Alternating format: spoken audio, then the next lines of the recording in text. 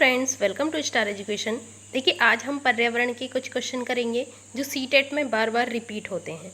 First question है हमारा, महिलाएं पुरुषों की तुलना में कमज़ोर हैं, यह एक डैश है। देखिए, महिलाएं जो कहते हैं महिलाएं पुरुषों की तुलना में कमज़ोर हैं, वे क्या है? एक अंधविश्वास है, मिथक है, वैज्ञानिक तथ्य है, यह रूढ़िबद्ध धारणा है। तो देखिए, ये एक मिथ्या है, ये सिर्फ एक मिथ्या है, एक मिथक है जो शुरू से चली आ रही है। नेक्स्ट देखिए, नेक्स्ट क्वेश्चन है, भारत में बिहार के सापेक्ष जम्मू कश्मीर और गोवा की स्थिति क्या है? देखिए, बिहार के सापेक्ष पूछा है और जम्मू कश्मीर एंड गोवा की पूछी है। तो देखिए, अगर हम इंडिया को बनाते हैं तो सबसे ऊपर क्या आ जाता है? सबसे ऊपर हमारा जम्मू कश्मीर आ जाता है। तो जम्मू कश्मीर पूछा है। और बिहार किधर की साइड है? बिहार देखिए, ऐसे अगर हम देखते हैं इंडिया, तो सबसे ऊपर जम्मू कश्मीर है, इधर की साइड बिहार है पूर्व की, और नीचे की साइड दक्षिण में गोवा स्थित है। गोवा है ये महाराष्ट्र से नीचे।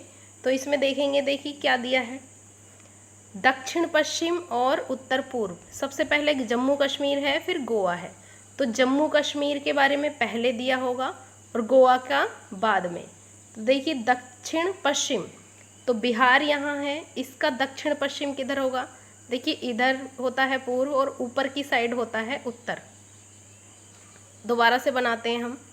देखिए, ऐसे बना लेंगे हम। देखिए, उत्तर क्या होता है? ऊपर की साइड, ये है उत्तर। उत्तर ऊपर एक जैसा है, ऐसे याद रखेंगे। इधर है पूर्व, इधर है पश्चिम, और उत्तर के अपोजिट दक्षिण। ये हो गए चारों दिशाएं। अब देखिए, पूछा है इसमें जम्मू कश्मीर। जम्मू कश्मीर कहाँ है? यहाँ उत्तर में है। और गोवा किधर है? दक्षिण की साइड है। देखिए, यहाँ पर है गोवा। और बिहार कहाँ है? यहाँ पर बिहार है। अब देखिए, दक्षिण पश्चिम तो होगा नहीं जम्मू कश्मीर, उत्तर की साइड है। तो उत्तर और पश्चिम, देखिए ये ठीक है, उत्तर पश्चिम, उत्तर इसमें है, तो उत्तर पश्चिम में क्या है इसके? जम्मू कश्मीर है। और दक्षिण पश्चिम, देखिए दक्षिण पश्चिम ये आ रहा है, और इधर क्या है? गोवा है। तो राइट आंसर हो जाएगा हमारा डी। डी इसका राइट आंसर हो जाएगा। नेक्स्ट देखेंगे, नेक्स्ट क्वेश्चन है, वाष्पीकरण की प्रक्रिया निम्नलिखित में से किस स्थिति में सबसे धीमी होगी? देखिए, वाष्पीकरण क्या होता है? जैसे ये झील या तालाब है कोई, इसमें पानी है, इसमें पानी है, और इस पर जब धूप पड़ती है, सूर्य की किरणें जब पड़ती हैं, तो इसमें से भाप निकलती है। ये पानी जल के ऊपर चला जाता है, जिससे बादल बनते हैं। इसी को क्या बोलते हैं? वाष्पीकरण। इसमें वाष्प में बदल जाता है ये पानी। देखिए, सबसे कम कब होगी?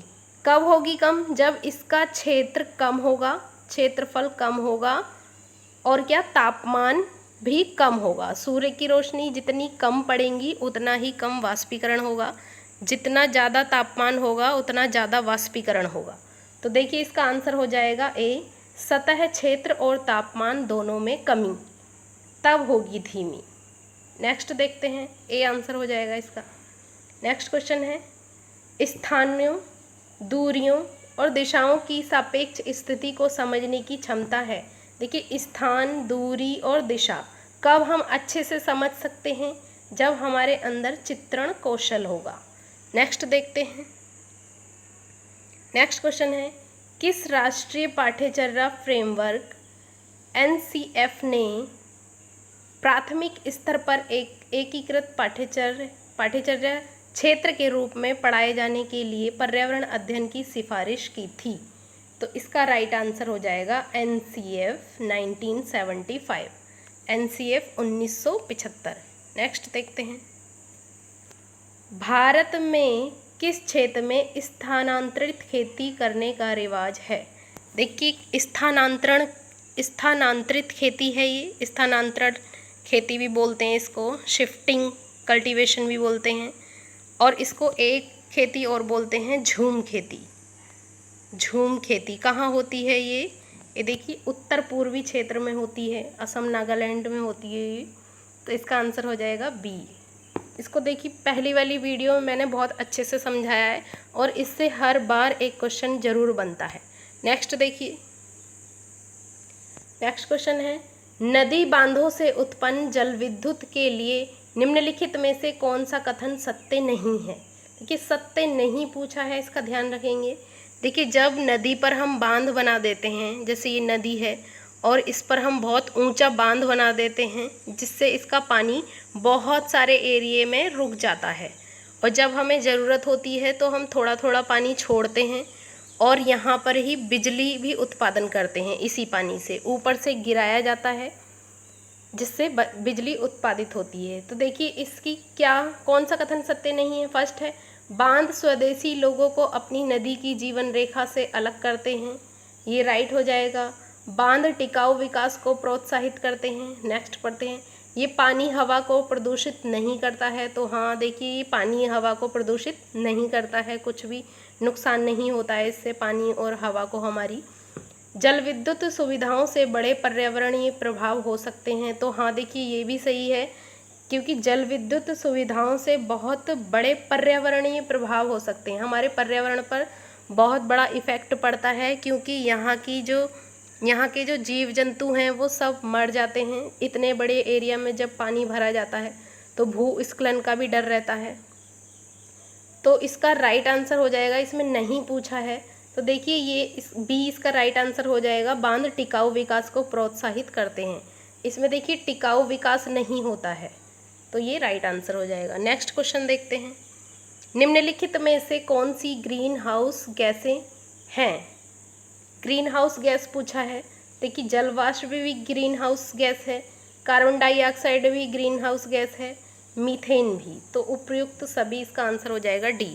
नेक्स्ट क्वेश्चन देखते हैं, भारत में ठंडे रेगिस्तान मानसून से प्रभावित क्यों नहीं होते। देखिए जो ठंडे रेगिस्तान हैं पहाड़ों की साइड, जैसे लद्दाख एक ठंडा रेगिस्तान है, तो ये मानसून से प्रभावित क्यों नहीं होते, यहाँ तक मानसून क्यों नहीं पहुँच पाता, यहाँ बरसात क्यों नहीं होती है। फर्स्ट ऑप्शन है ठंडे रेगिस्तान बहुत ऊंचाई पर हैं। नेक्स्ट है ठंडे रेगिस्तानों में गर्मी और बेहद ठंडी सर्दियाँ होती हैं। ठंडे रेगिस्तान हिमालय की वृष्टि छाया में होते हैं। ठंडे रेगिस्तानों में बहुत पतली कम होती है, हवा बहुत पतली या कम होती है। देखिए ये जो रेगिस्तान होते हैं हिमालय की वृष्टि छाया में पड़ जाते हैं। जैसे यहाँ पे देखिए रेगिस्तान बन जाता है, जब मानसून यहाँ से जाता है बीच में हिमालय आ जाता है। जब बीच में हिमालय आ जाता है तो ये मानसून इसको पार नहीं कर पाते और यहीं बरस जाते हैं और इसके पार जो एक रेगिस्तान बन जाता है इस वजह से। तो राइट आंसर क्या हो जाएगा इसका, सी हो जाएगा। नेक्स्ट क्वेश्चन देखते हैं, ताजमहल के पीले होने के निम्नलिखित में से कौन सा कारण जिम्मेदार है। Chlorine, nitrogen oxide, sulphur dioxide. देखिए सल्फर डाइऑक्साइड इसका राइट आंसर हो जाएगा सी। नेक्स्ट क्वेश्चन देखते हैं, देखिए अम्लीय वर्षा जो होती है जिसमें सल्फर डाइऑक्साइड मिक्स होता है, जब अम्लीय वर्षा होती है उसी में सल्फर डाइऑक्साइड से उसका रंग पीला होता जा रहा है। नेक्स्ट क्वेश्चन देखते हैं, ईवीएस कक्षा में समूह में सीखने का क्या उद्देश्य है। देखिए समूह में सीखना छात्रों को आसानी से प्रतिबंधित करना और वर्कलोड को कम करना, ये नहीं होगा। नेक्स्ट है लड़के और लड़कियों को अलग अलग सीख सकते हैं, लड़के और लड़कियां अलग अलग सीख सकते हैं, ये भी नहीं होगा। कम और उच्च प्रदर्शन करने वाले छात्रों को अलग करना और उपचारात्मक शिक्षण देना, ये भी नहीं होगा। नेक्स्ट है सहयोग के मूल्यों को लागू करने और एक साथ काम करने के लिए प्रत्येक बच्चे को सक्रिय रूप से भाग लेने और सीखने में सक्षम बनाना। तो ये देखिए राइट आंसर हो जाएगा इसका डी। नेक्स्ट देखते हैं, नेक्स्ट है बाला का पूर्ण रूप क्या है। देखिए बाला क्या है, ये जैसे देखिए बिल्डिंग है, जैसे स्कूल की कोई बिल्डिंग होती है उसकी दीवारों पे जो ABCD लिखी होती हैं, ABCD 1 2 3 लिख देते हैं हम, जिससे बच्चों की लर्निंग पावर बढ़ जाती है। बच्चा उसको देखता है और सीखता रहता है, उस दीवारों से सीखता रहता है, तो इसी को हम बाला कहते हैं। इसका पूर्ण रूप क्या है? अधिगम सहायक के रूप में बिल्डिंग। देखिए ये अधिगम सहायक के रूप में बिल्डिंग जो होती है, अधिगम सहायक के रूप में काम करती है ये बिल्डिंग। नेक्स्ट क्वेश्चन देखते हैं। नेक्स्ट क्वेश्चन है, पृथ्वी की सतह पर किसी वस्तु का भार क्या होगा जिसका द्रव्यमान चंद्रमा की सतह पर 10 kg है, 10 किलोग्राम है। देखिए चंद्रमा की सतह पर अगर 10 kg है उसका द्रव्यमान, तो देखिए पृथ्वी की सतह पर उस वस्तु का भार पूछा है। देखिए ये है द्रव्यमान और एक होता है भार। भार में और द्रव्यमान में क्या फ़र्क होता है? द्रव्यमान देखिए कहीं भी चले जाओ आप सेम ही रहेगा, लेकिन भार में चेंजिंग आ जाती है, क्योंकि भार में उसकी ग्रेविटी फोर्स भी मिक्स होता है। जो हमारी पृथ्वी अपनी ओर को खींचने का एक फोर्स लगाती है, एक बल लगाती है, उसी को बोलते हैं ग्रेविटी फोर्स, गुरुत्वीय बल।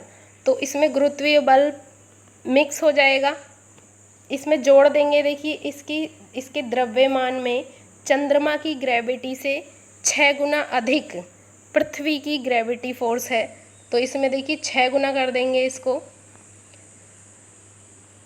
10 × 60, 60 kg आ जाएगा। ये 60 kg आंसर हो जाएगा बी।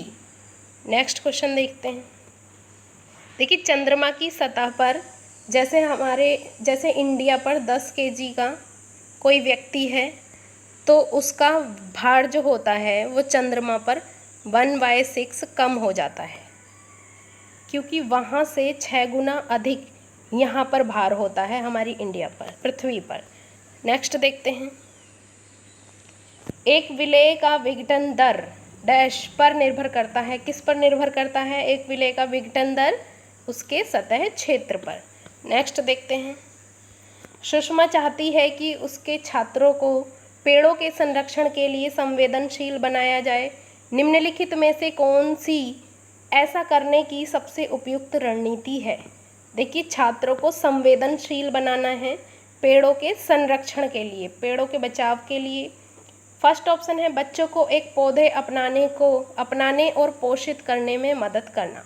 हाँ, तो देखिए यही आंसर राइट हो जाएगा। क्यों? क्योंकि देखिए बच्चा जब पौधे को अपनाएगा तो उसकी देखभाल करेगा और उसके प्रति वो संवेदनशील होगा, तो राइट आंसर हो जाएगा ए। नेक्स्ट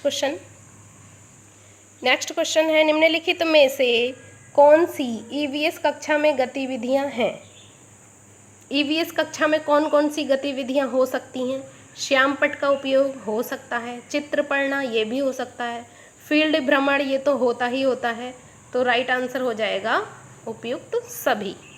नेक्स्ट क्वेश्चन, पर्यावरण अध्ययन पाठ्यक्रम बच्चों की समग्र शिक्षा का कारण बन सकता है यदि यह है। देखिए पर्यावरण अध्ययन पाठ्यक्रम बच्चों की समग्र शिक्षा का कारण, समग्र शिक्षा ये अगर विषयगत हो तो हाँ। नेक्स्ट एकीकृत हो ये भी हो जाएगा, और समावेशी हो। अगर ये तीनों हो तो आंसर क्या हो जाएगा? उपयुक्त सभी, डी। नेक्स्ट क्वेश्चन, ईवीएस पाठ्यपुस्तक में सपेरों पर एक अध्याय है। इसका उद्देश्य बच्चों को जागरूक करना और संवेदनशील बनाना है। देखिए ईवीएस की एक बुक है, उसमें दे रखा है स्नेक चार्मर के ऊपर एक चैप्टर है पूरा। तो ये क्यों दे रखा है? बच्चों को जागरूक करने के लिए और संवेदनशील बनाने के लिए। ऑप्शन देखते हैं कि पशुपालन आजीविका का अच्छा स्रोत है, ये तो हो ही नहीं सकता।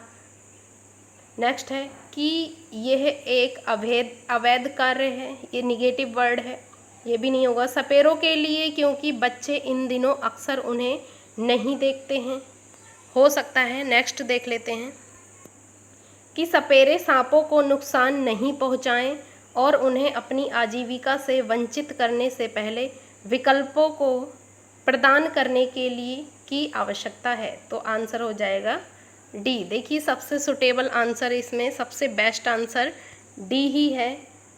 चाहे सारे सही हैं, सारे पॉजिटिव हों, लेकिन हमें उसमें से बेस्ट चुनना होता है। कि कौन सा सबसे ज़्यादा सुटेबल होगा, तो आंसर हो जाएगा डी। आगे के क्वेश्चन हम नेक्स्ट क्लास में करेंगे। अगर आपको वीडियो अच्छी लगती है तो आप लाइक करें वीडियो को, चैनल को सब्सक्राइब करें और ज़्यादा से ज़्यादा इसे शेयर करें। Thank you.